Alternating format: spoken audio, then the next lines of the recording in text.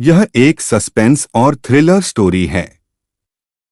एक रहस्यमय किताब जो आपको सब कुछ देती है, लेकिन साथ ही उसकी कुछ शर्तें भी होती है। शर्तें ना मानने पर यह किताब करती है आपका नुकसान। तो यह कहानी आखिर तक जरूर सुनिए, आपको काफी मजा आएगा। सूरज अभी नौकरी की तलाश में है। घर की हालत ठीक ना होने के कारण उसकी पढ़ाई ज्यादा नहीं हुई है। पहले वो किसी कपड़े की दुकान में काम करता था लेकिन दुकान घाटे में होने के कारण मालिक ने उसे नौकरी से निकाल दिया। अब छोटे शहर में उसके लिए कुछ काम ज्यादा है नहीं, तो वो थोड़ा निराश है। एक शाम घर वापस जाते वक्त उसे झाड़ियों में किताब दिखाई देती है। किताब को उठाकर देखता है। उसके कवर पर ही लिखा होता है, जो भी यह किताब खोलेगा, यह किताब चमत्कारी रूप से उसके जीवन को बदल देगी। सूरज को पहले तो यकीन नहीं होता है, लेकिन फिर भी वो उसे घर ले जाता है। घर पर ले जाकर वो किताब को खोल के पढ़ना शुरू करता है। किताब में लिखा होता है, आप गरीबी से परेशान हैं, अमीर बन सकते हैं, और उसे एक लॉटरी की टिकट का नंबर लिखा मिलता है। सूरज लॉटरी की टिकट लेने जाता है। थोड़ा ढूंढने के बाद उसे उस नंबर की टिकट मिल जाती है और उसकी 1 करोड़ की लॉटरी लग जाती है। किताब में जैसा लिखा होता है, सूरज वैसा ही करता है। किताब उसे एक बस लेने को कहती है, सूरज वैसा ही करता है। धीरे धीरे किताब की मदद से 1 साल में सूरज की 5 बसें चलने लगती है।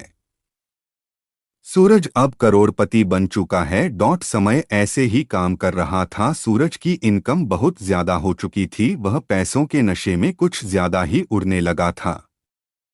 फिर एक दिन सूरज एक अहम नियम को तोड़ देता है। किताब की शर्त थी कि उसे रोज एक बार खोल के पढ़ा जाए। सूरज पैसों के नशे में एक दिन किताब खोलना भूल जाता है। फिर जब उसके अगले दिन सूरज किताब खोलता है, तो किताब की शर्त ना मानने की वजह से किताब उसे दंड स्वरूप उसकी आधी दौलत दान करने को कहती है, वो भी 2 दिन के भीतर। सूरज को लालच आ जाता है। वो किताब की बात नहीं मानता। उसकी बात ना मानने पर किताब उसे आखिरी चेतावनी देती है और लिखती है कि अगर उसने नहीं किया तो उसकी सारी दौलत बहुत जल्द खत्म हो जाएगी। सूरज को अब गुस्सा आता है। वो किताब को लेकर फिर जंगल में झाड़ियों में फेंक देता है और सोचता है कि अगर वो ठीक से काम करेगा तो ऐसा कुछ नहीं होगा। अगर यह किताब मेरे पास नहीं रहेगी तो मुझे इसका कोई भी दंड नहीं देना पड़ेगा, इसलिए मैं इस किताब को यहीं पर फेंक कर वापस अपने काम को ठीक से करूंगा। लेकिन सूरज जो सोचता है ऐसा कुछ नहीं होता। उसकी एक बस किसी बड़े नेता के घर की दीवार तोड़ देती है। फिर सूरज पुलिस और कचहरी के चक्कर में फंस जाता है। उसे जेल भी हो जाती है। धीरे धीरे किताब ने जो बोला वो होता है। सूरज फिर अपनी पहली सी हालत में लौट आता है।